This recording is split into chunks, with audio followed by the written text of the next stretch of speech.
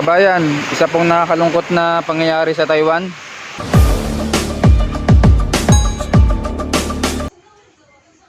Tayo ngayon kabayan ay magkatrabaho dito sa bahay. At maraming kalat. Dala po ng bagyo. Tayo po yung magawalis-walis. Yan kabayan, na-stuck ang motor ng aking amo. Tulungan natin muna. At ito pa kabayan ang ating nilinisin. At mayroon pa ritong ilaw, mukhang hindi na siya papakinabangan kabayan.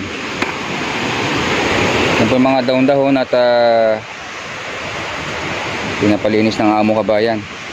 Tayo pa ay magkatrabaho dito at dito po rin nirinig ang agos ng malakas na tubig. Yung kabayan, nag-request kami na hindi kayang manumanuhin yan at magabayad ng amo.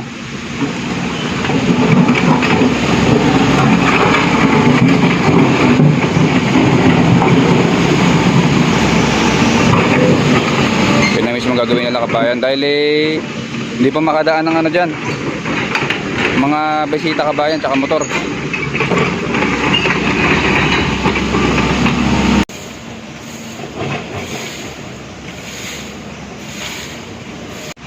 Ito kabayan na ginagawa namin dito, naglilinis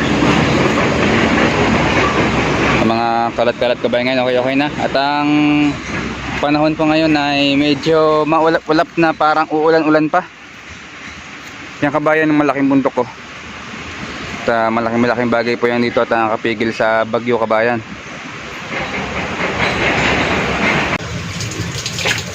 Kabayan, yung kalsada po ni Kuya Michael sa itaas ng kasama kong Pilipino ay grabe pong bahadong kabayan. Atin pong share sa inyo, papakita po natin. Ilamusan po ako. Kabayan, ayan po ang inayos ng bako at tayo po ay nakamotor kabayan. Pupunta tayo kay Kuya Michael sa itaas ng bundok kung ano po nangyari doon.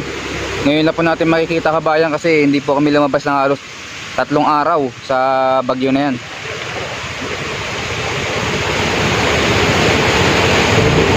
Tayo po ay na-stuck agad dito at kailangan ko muna isip yung cellphone kabayan, baka masira. Kabayan, nakalagpas na ako at tutuloy-tuloy pa tayo. Iba-vlog po natin kabayan ang nangyari po sa amin sa Taitung area. Dahil kahapon po ay napakalakas ng hangin tsaka nung nagdaang araw. Dito po ay nagtumbahan ng mga saging. At sayang po itong mga saging to kabayan. May puso pa oh.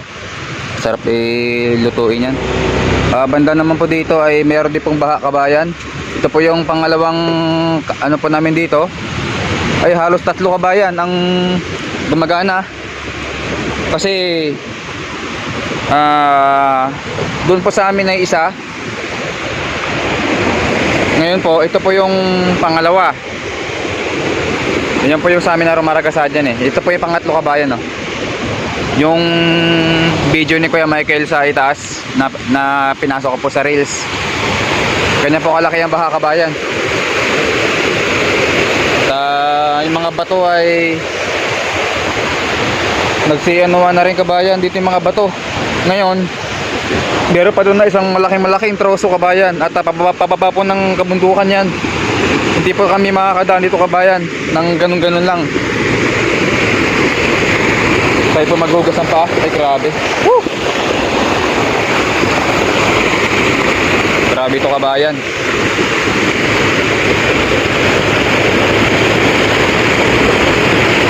Yan po yung kabundukan ng Taitung kabayan. At mag-live po tayo ngayon. At dito kabayan ay doon po ako nakaparada.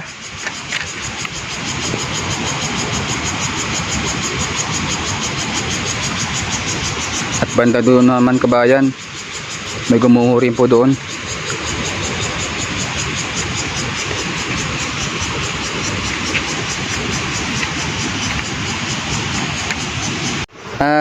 Kabayan, kanina po ay nakapag-live ako at nakarating ako kay Kuya Michael sa kubo niya.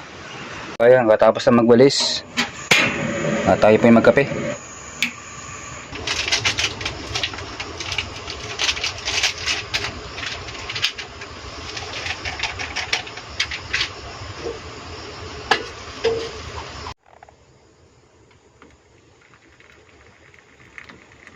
Okay, sarap po magkape ngayon, kabayan. Kanina po ay nag-live po ako at ang kanyang solar po dito bumagsak po, kabayan. So Michael, ano pa ba to? Ayos pa? Ay, gumagana pa, kabayan. Gumagana pa yan. Ay, gumagana pa. Awa naman ng Diyos. Dalawa ang bumagsak.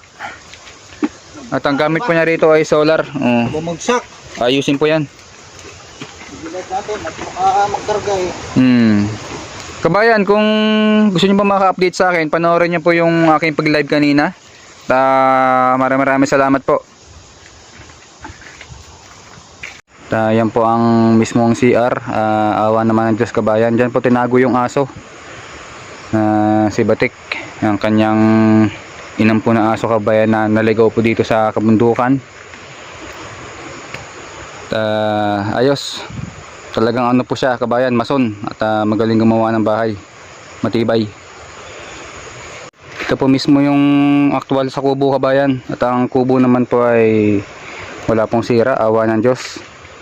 Mga saging na po ay nagsitumbahan, kabayan. At yun po si Kuya Michael, mga kasamang Pilipino, taga Batangas. Tayo lang po ay nagtulong kakaunti, kabayan, sa kanyang munting kubo at siya po ay tataga-taga dyan ng mga natumbang mga puno. At meron po itong okra na hindi na po mapapakinabangan, kabayan, dahil nga po sa lakas ng hangin. At ang panahon po ngayon ay medyo masama-sama pa rin, pero ang kagandahan, kabayan, wala nang hangin na malakas at wala na rin masyadong ulan. Ambon-ambon na laang. At matibay po ang kanyang ginawang kubo at niyakap na Panginoon, kabayan, para sa pananalig.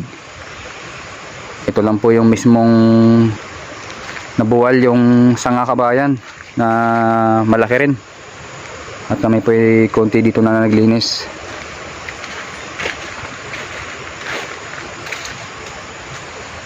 Dragon fruit po yun, yung kita niyang kulay pula, kabayan.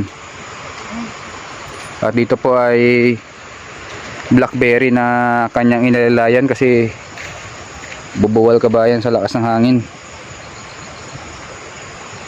Masarap po na ano ito prutas, kabayan, blackberry.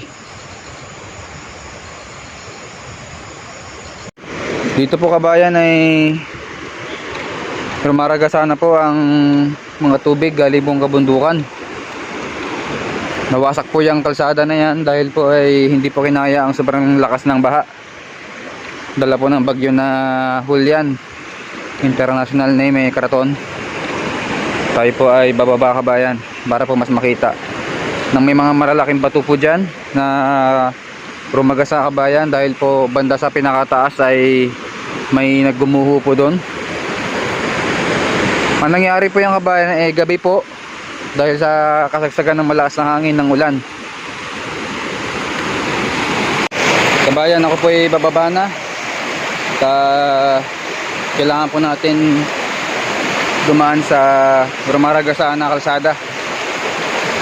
Ito po ay sira ng bagyo. At ayun po yung pinamalaking bato, kabayan, na umampas mismo sa dyan, kaya nasira po yung kalsada.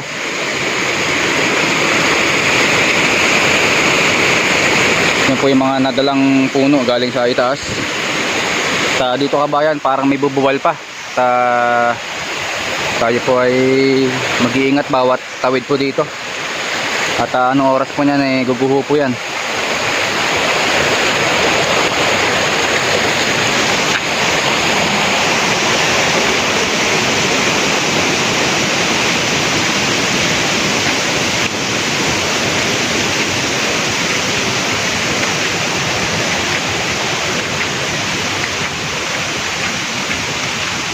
Puro po mga bato po dito.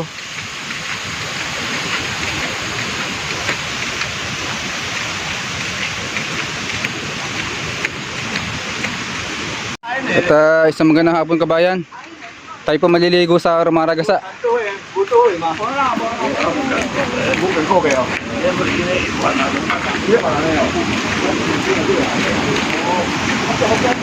Di tayo maliligo kabayan at tayo po yung nakabir. Bale dyan medyo malakas pong agos eh. Kaya dito po tayo sa medyo maliit lang. Tayo po magalaba. Maliligo mo na po yung pogi dito. Ayop.